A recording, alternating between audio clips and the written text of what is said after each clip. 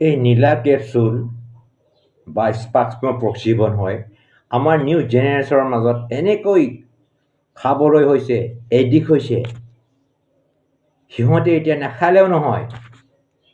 নেখালেও দুনিয়াৰ পেইন হ'ব কি হ'ব কাম কৰিবলৈ মন নাযাব এনজাইটিত যাব ডিপ্ৰেশ্যনত যাব ভয় কৰিব আৰু খালেও জানি আছে এণ্টি নিজৰ শৰীৰৰ ক্ষতিসাধন হৈ আছে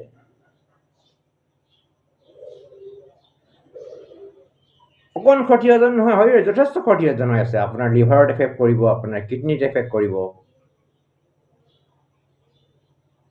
যথেষ্ট ক্ষতিসাধন হ'ব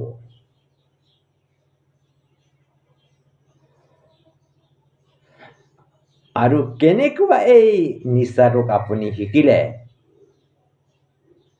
নিশ্চয় আপুনি কোনোবাই আপোনাৰ বন্ধুৱে কৈছে এই খাই চাচোন আজি কি চিন্তা কৰি আছো এইটো খাই চাচোন এতিয়া ভাল লাগি যাব কিন্তু কেতিয়াও নকৰিব আপুনি খোৱাটো দূৰৰ কথা আপুনি নুচুবও এবাৰ খোৱা মানে আপুনি এইটো আৰু জীৱনত এৰিব নোৱাৰে আৰু এটা কথা হ'ল মাক বাপেক বা অভিভাৱকে যিজন ব্যক্তিয়ে বা ল'ৰা হওক ছোৱালী হওক স্বামীয়ে হওক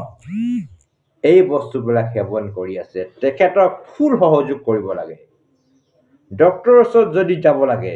যদি তেওঁ ডিপ্ৰেশ্যনত ভোগে এনজাইটিত ভোগে মতলব চিন্তাত ভোগে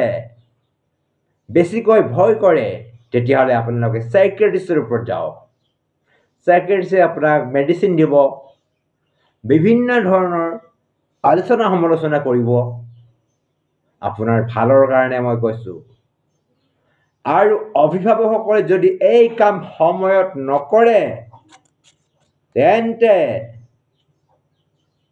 এইটো ঠিক 100%